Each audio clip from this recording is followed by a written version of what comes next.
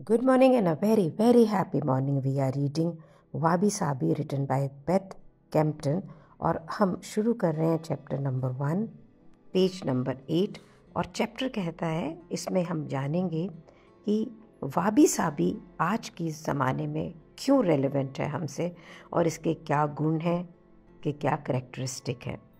अगर आप जापान में ना पूरी ज़िंदगी भी बिता लें और जापानीज़ लोगों के साथ रहें और उनकी डिक्शनरी जिसको वो कोजीन बोलते हैं, अगर आप उसको देखें तो वहाँ पे कहीं भी आपको वाबी साबी की डेफिनेशन नहीं मिलती है। वाबी और साबी अलग अलग शब्दों की मिलेगी, इकट्ठे नहीं मिलती है। तो वाबी साबी जो है ना, ये जापानीज़ लोगों की ज़िंदगी में, उनके दिल में, उनके दिमाग में है, पेपर में नहीं है।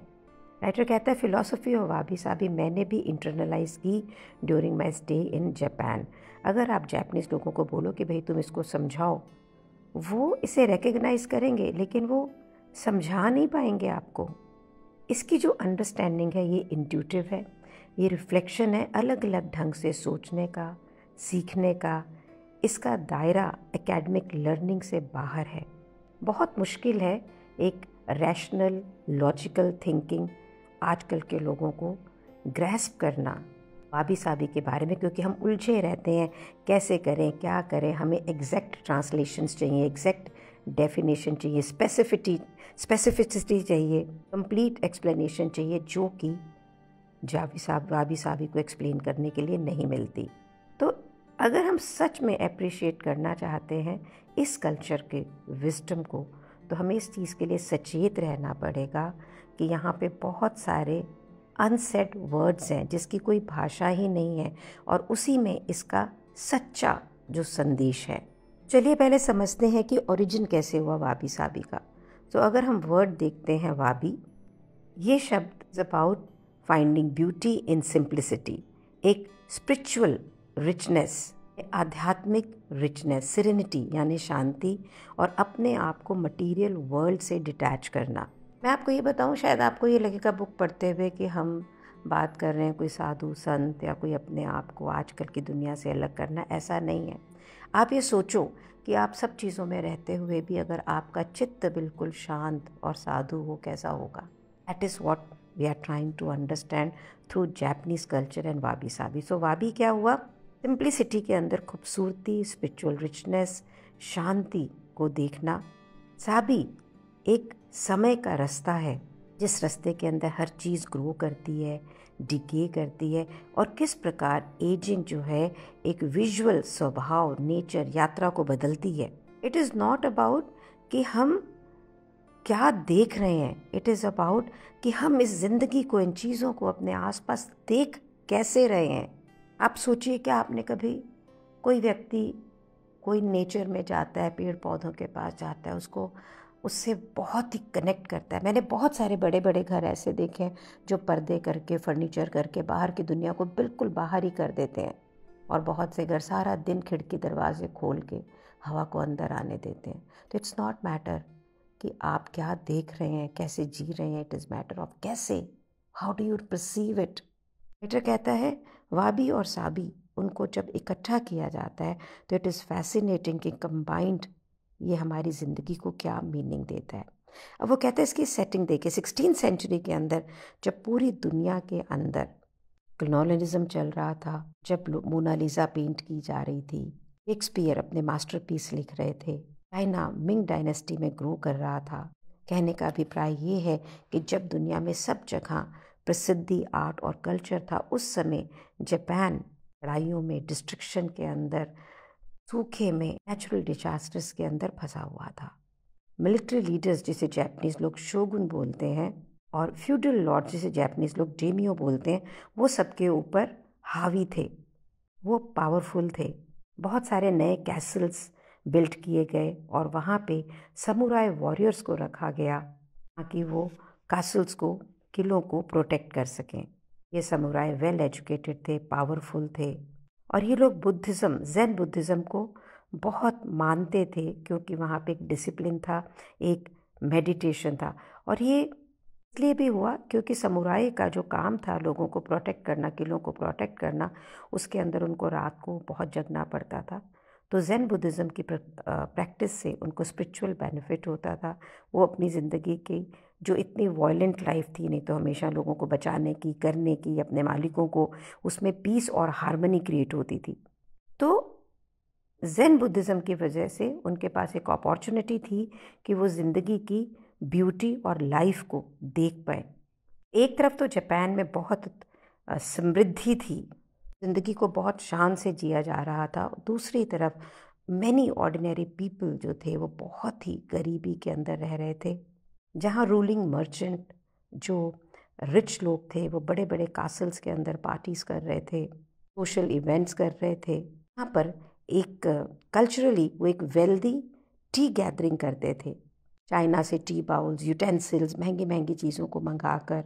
उस समय ये टी का जो पीने का तरीका था, जो उनका जापानीज कल्चर का एक हिस्सा है, आप सोचते होंगे कि स्पिरिचुअल एक्सपीरियंस के, लेकिन उस समय ये डेमोन्स्ट्रेशन ऑफ वेल्थ था। कहेंगे बुक वाबी साबी में ये सब क्यों बताया जा रहा, तो हम ये जानने की कोशिश करें कि किस प्रकार से इसका ओरिजिन हुआ। आज के दिन जो हम टी सेरेमनीज़ में पाउडर्ड ग्रीन माचा टी को एसोसिएट करते हैं, ये जापान में 1191 तक थी ही नहीं। ये चाइना से लाई गई और बहुत तेज़ी से फैली। 15वीं सेंचुरी के अंदर मंक और टी मास्टर मुराटा शोको ने इसको रिकग्नाइज़ किया कि चाय बनाने के तरीके को और पीने के तरीके को हम ज़ेन प्रिंसिपल, ज़ेन सिद्धांतों का रिफ्लेक्शन बना सकते हैं। इसीलिए हिस्ट्री के अंदर उनको क्रेडिट दिया जाता है कि उन्होंने टी सेरेमनी को एक सेरेमनी की तरह बनाया। थोड़ी सी डिटेलिंग को स्किप करते हुए आगे चलते हैं। बहुत लोगों के साथ बदलते हुए ज़ेन नो रिक्यू, जिसको आज के दिन हम mother of T ceremony in Japan बोलते हैं, उसने क्वाइटली एक रेवोल्यूशन शुरू की। 16th सेंचुरी के सेकेंड हाफ तक टी सेरेमनी एक बहुत ही इम्पॉर्टेंट सोशल इवेंट बन चुकी थी, एक अपॉर्चुनिटी जहाँ पे कि अमीर लोग अपनी वेल्थ का डिस्प्ले करते थे। रिक्यू ने टी सेरेमनी में एक रेवोल्यूशन क्रिएट करके उसकी फिजिकल स्पेस को एक छोटे से रूम में बदल दिया। टी रूम में हर चीज़ जिसकी ज़रूरत नहीं थी उसे बाहर कर दिया। एक बेसिक सी केटल, बेसिक सी चीज़ें, और ये समय था चाय पीने का। रिक्यू के बनाया गया इंटीमेट टी रूम जो था वो अपने ट्रेडिशनल साइज से आधा था, सिर्फ 3/4 मीटर। एक छोटी सी विंडो लाइट के लेवल को बिल्कुल मिनिमम कर रही थी। गेस्ट्स का जो हाई एंड एक्सपीरियंस था with their senses was really to the optimum. Guest और होस्ट इतनी क्लोज एक दूसरे के पास में बिठाए जाते थे कि वो एक दूसरे की ब्रीदिंग को भी सुन सकें। एक्सपेंसिव चीज़ें बदल गई। Simple bamboo flower container, cosy Chinese bowl और एक ऑर्डिनरी सा bamboo tea scoop rather than the ivory one. Rikyu ने एक और चीज़ सिग्निफिकेंटली चेंज की कि चाय बनाने से पहले सारी चीज़ें इकट्ठी उस कमरे में आ जाएंगी और बाद में हम सब उसको बाहर करेंगे, ताकि कमरा जो है बिल्कुल सिंपल, साफ, और जो गेस्ट हैं उनकी सारी अटेंशन चाय को बनाने के तरीके पे, उसकी delicate natural beauty of seasonal flowers, उस मोमेंट का एक शेयर्ड एक्सपीरियंस। रिक्यू ने बदला कल्चर ऑफ टी को from worshipping wealth to worshipping simplicity. Rikyu ने, जो कि कल्चर के अंदर ये था कि रूलिंग क्लासेस के अंदर और चाहिए, उसे वो बेसिक्स पे लेकर आया। Brought everything to simple aesthetic beauty and inspired reflection on the nature of life itself. रिक्यू ने टी सेरेमनी को इन्वेंट नहीं किया, वो उसकी सिंप्लिसिटी, नेचुरल ब्यूटी को लेकर आए, कि आज जापानीज कल्चर का एक बहुत ही इम्पॉर्टेंट हिस्सा है, and it is known as wabi tea. Wabi शब्द का मतलब है सबड्यूड टेस्ट, यानी रिस्ट्रेंड, और ओरिजिनली जो है इसका जो लिंग्विस्टिक कनेक्शन है ये पावर्टी से है, गरीबी से है, इनसफिशिएंटी, जहाँ पे चीज़ें पूरी नहीं है, डिस्पेयर से है। अगर हम वाबी को एज अ वर्ब देखें, ये चिंता से है। एडजेक्टिव के रूप में देखें तो रेस्ट, लोनली एंड पुअर। वाबी का मीनिंग रिफ्लेक्टेड था जापानीज लिटरेचर में काफ़ी सेंचुरी से, रिक्यू से पहले भी, लेकिन रिक्यू की टी सेरेमनी में वाबी जो है ये एक सिंप्लिसिटी, एस्थेटिक वैल्यू को रिप्रेजेंट करने वाला शब्द बना। पेज नंबर 15 पे राइटर कहता है एस्थेटिक टर्म्स में ब्यूटी ऑफ वाबी किस पे है? अंडरलाइंग टोन ऑफ डार्कनेस, एक सबलाइम ब्यूटी जो कि आज की हार्श रियलिटीज ऑफ जिंदगी है ना, उसमें है। एक बुद्धिस्ट प्रीस्ट कैनको के कुछ शब्द हैं जो 7 सेंचुरीज पहले लिखे गए थे। ये प्रश्न मैं आपसे भी पूछती हूँ, बुक में भी लिखा है। Should we look at the spring blossoms only in full flower? जब फूल पूरा खिला हुआ है, क्या तभी हमें ये बसंत के फूलों को देखना है?